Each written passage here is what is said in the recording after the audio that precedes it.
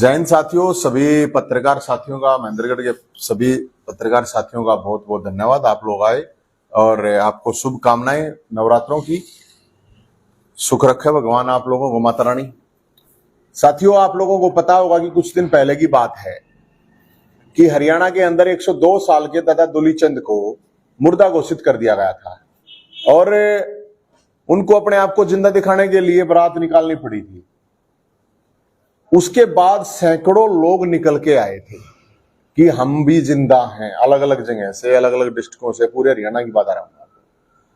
और जब लोग ऐसे निकल के आ रहे थे तो दादा दुलीचंद के साथ हम लोग, दादा दुलीचंद की जो बारात है वह मुख्यमंत्री के घर के बाहर गई थी कि भी वो जिंदा है, मरे तो नहीं है, मुर्दा तो नहीं है, जिस तरह आप बता रहे हो। तो उसके बाद सरकार ने उन लोगों की तो पेंशन बढ़ा दी थी, लेकिन सवाल उनकी पेंशन का नहीं था अकेला। सवाल है, हरियाणा के 5 लाख लोग हैं, बुजुर्ग हैं, विधवाएं हैं, विकलांग हैं, जिनकी पेंशन को लेके समस्याएं सरकार के द्वारा हो रही हैं। तो सरकार ने 30 तारीख तक का अपना ऑफिसों में अलग अलग जगह पूरे हरियाणा में नंबर देके खोल दिए थे। तो महेंद्रगढ़ में भी वो खोला हुआ है और महेंद्रगढ़ का मैं आपको ये नंबर बता देता हूं। ये काम तो करना चाहिए सरकार को और सरकार के लोगों को, इनकी पार्टी के लोगों को। देखो, हम तो मुख्यमंत्री जी का फोटो भी साथ ले रहे हैं। ये महेंद्रगढ़ के लिए है, पेंशन का किसी को कोई इश्यू है तो 9350 749 915 ये नंबर है। महेंद्रगढ़ जिले में जो डीसी ऑफिस है पेंशन के लिए, वहां विभाग है, उसमें जाके इस पे फोन करके आप बनवा सकते हैं। अगर यहां नहीं बढ़ता है तो फिर ये नंबर जारी कर रखा दादा दुलीचंद, मतलब सरकार के फूफा ने, 70 27 811 811 ये नंबर है। इसके ऊपर फोन कर सकते हैं। अगर यहां से नहीं बढ़ती है तो फिर वो हमारी जिम्मेदारी है। अब मैं आपको जो डाटा दूंगा वो बहुत बड़ा, क्योंकि कुछ सैकड़ों लोग निकल के आए थे, हजारों कह सकते हैं, लेकिन लाखों का जो डाटा है वो मैं बता रहा हूं। टोटल 1,75,298 लोग हैं हरियाणा में जिनकी पेंशनें काट दी गई है। पीपीपी जो फैमिली आईडी के नाम पे जिस तरह का गड़बड़ घोटाला इन्होंने कर रखा है, अकेले उसकी वजह से 1,04,655 पेंशनें काट दी गई है। 14,641 लोगों को पूरे हरियाणा में मुर्दा घोषित कर रखा है। ये सरकार का डाटा है, ये मेरा नहीं है, मैं आपको बताऊं। 18,581 विधवाओं को शादीशुदा दिखा रखा है। जब वो पेंशन के लिए वहां जाते कह रहे हैं कि आप तो शादीशुदा हो। तो आप सोच सकते हो कि अकेला पेंशन की बात नहीं है, बात मान सम्मान की भी बात है। 34,703 लोगों को आय जो क्राइटेरिया 2 लाख से ज्यादा दिखा रखी है, ये सम्मान राशि थी। ये कोई क्राइटेरिया जो भी है, ये बकवासबाजी कर रखी इन लोगों ने। ये सम्मान राशि थी, कोई पेंशन नहीं है, ये सम्मान भत्ता बोला जाता है इसको, बड़े बुजुर्गों के लिए। 33,616 लोगों को रिटायर्ड फौजी दिखाया गया, जिनका कोई मतलब नहीं है, वो फौजी नहीं है, लेकिन उसमें रिटायर्ड फौजी चढ़ा के काट दी, क्योंकि उनको तो फौज से मिल रही है। फिर 4500 लोगों को जो विकलांग है उनकी पेंशन रोक दी है, पूरे हरियाणा की बता रहा हूं। 2404 लोगों को सरकारी डिपार्टमेंट्स में कर्मचारी दिखाया गया है और उनमें कोई कर्मचारी है नहीं, लेकिन दिखा दिया उन्होंने। 2044 बेटियों की जो लाडली पेंशन योजना थी उनको काट दिया गया है। ये एक डाटा ये है। और जो लोग, सरकार ये कह रही थी हम तो 60 साल का होते ही घर भेज देंगे, पेंशन सीधी अकाउंट में आएगी, ऐसे 2 लाख लोग बुजुर्ग हरियाणा के अंदर हैं जिनकी पेंशन नहीं बन रही है। तो सरकार ने ये जो दिखाया है अपना रवैया, अभी हम सरकार को ये कह रहे हैं कि दिवाली तक जो बड़े बुजुर्ग हैं उनकी दिवाली काली ना करे सरकार, वरना फिर हम सरकार की दिवाली काली करेंगे। और हम ये कहना चाहते हैं मुख्यमंत्री जी को, इनके मंत्रियों को, एमपी एमएलए, अब जब तक इन बुजुर्गों की पेंशन नहीं बनती है, अगर वो सही में जननेता हैं, सही में जनहित में हैं, तो अपनी तनख्वाह बंद कर दें। इस पीपीपी मॉडल से, फैमिली आईडी से कितने एमएलओ की पेंशन कटेगी, कितनों की तनख्वाह कटेगी, किसी की नहीं कटी। और मुर्दा वो नहीं है, मुर्दा तो सरकार है, मुर्दा तो पक्ष विपक्ष है। मुर्दे तो जो इतनी बड़ी मतलब इतने लाखों लोगों की, आप सोच के देखिए 5 लाख बुजुर्ग का मतलब है कि एक बुजुर्ग है तो उसके बच्चे भी होते हैं, पोता पोती भी होते हैं, घर में 20 आदमी होते हैं, पौने 2 करोड़ के आसपास तो वोट्स हैं, 1 करोड़ वोट मतलब वोटर प्रभावित हो रहा है, लेकिन पता नहीं विपक्ष भी कोई नहीं बोल रहा है। तो सरकार को हम ये कह रहे हैं कि भाई सरकार इस बारे में सोचे और तुरंत युद्ध स्तर पर कार्रवाई करे। सरकार के बहुत से काम है, ये हर उसमें आते हैं घर घर घर घर घर घर, तो घर घर है तो घर घर जाकर बनाओ ना बुजुर्गों की पेंशन। किस लिए धक्के खिलवा रहे हो? 80 साल का 90 साल का कहां से धक्के खागा होगा? बार बार क्यों चक्कर काटेगा भाई? डिजिटल इंडिया है ना, तो करो उनकी पेंशन चालू। तो अब सवाल यह उठता है कि ये सरकार ने अभी जारी किया है इन्होंने शेड्यूल अपना सबने कि दशहरे पे रावण को जलाएंगे। मुख्यमंत्री, गृह मंत्री, शिक्षा मंत्री, कृषि मंत्री सब ने खबर आ रही थी कि वो वहां पे जाकर जलाएगा पुतला, वो वहां के रावण का। मैं पूछना चाहता हूं रावण का पुतला क्यों भाई?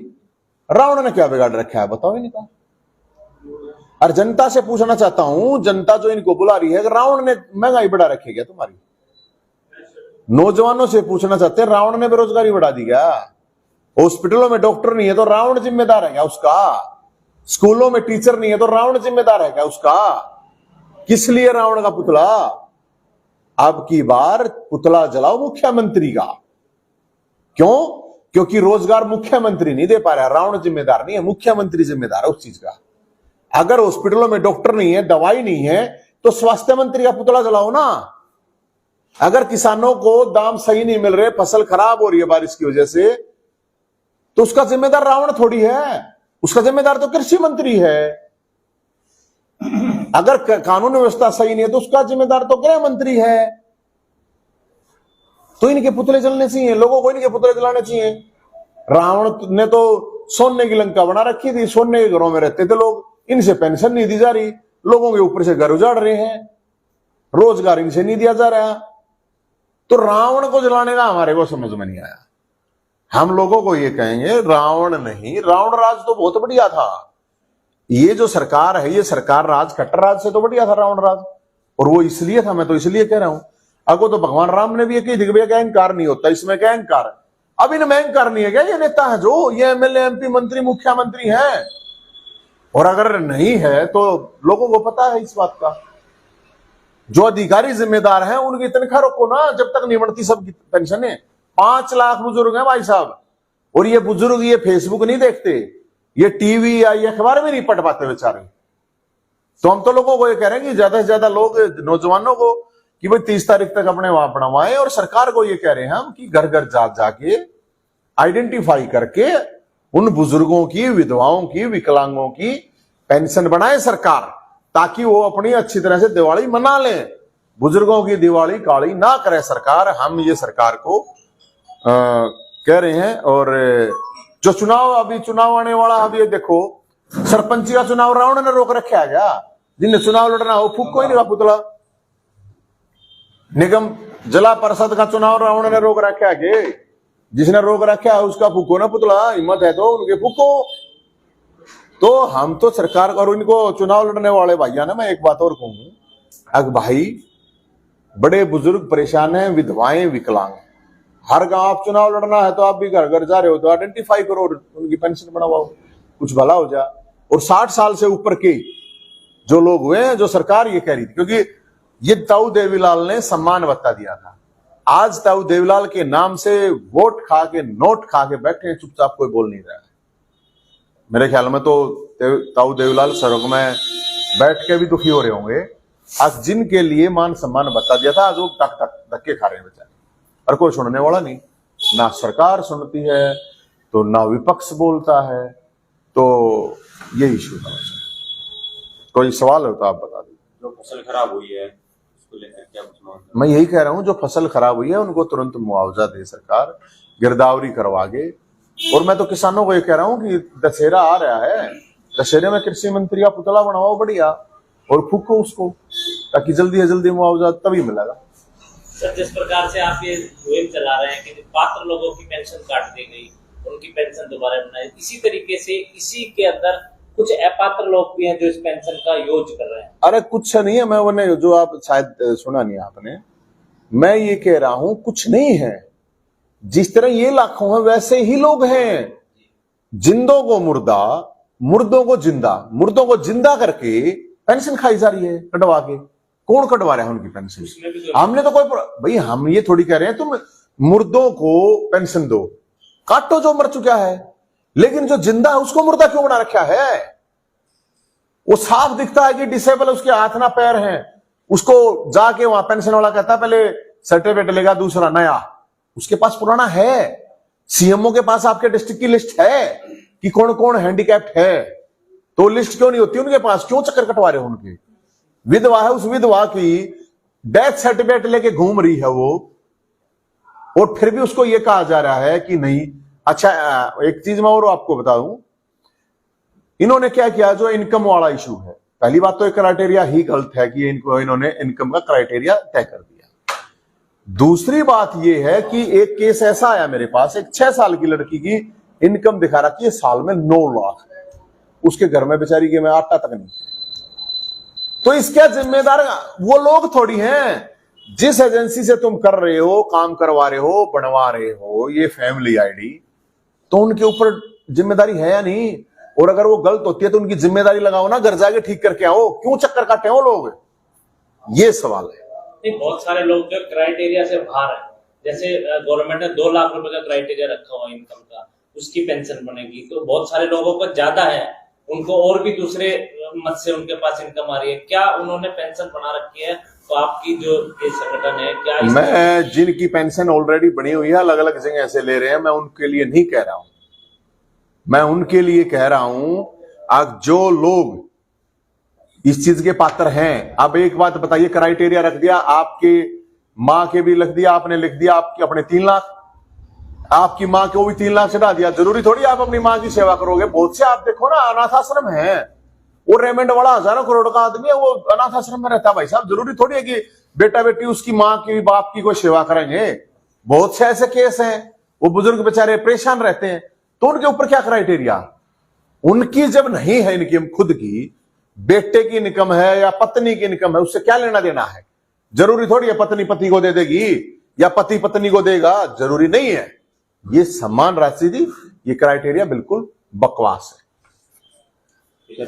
सरकार के लोग कह रहे हैं कि नवीन जयंती इसको लेकर राजनीति चमका रहा है। मेरे तो कोई राजनीति नहीं, ना मेरी कोई पार्टी। सरकार के लोग ये जरूर इस दशहरे ने बढ़िया बढ़िया पुतले बना फूकूंगा।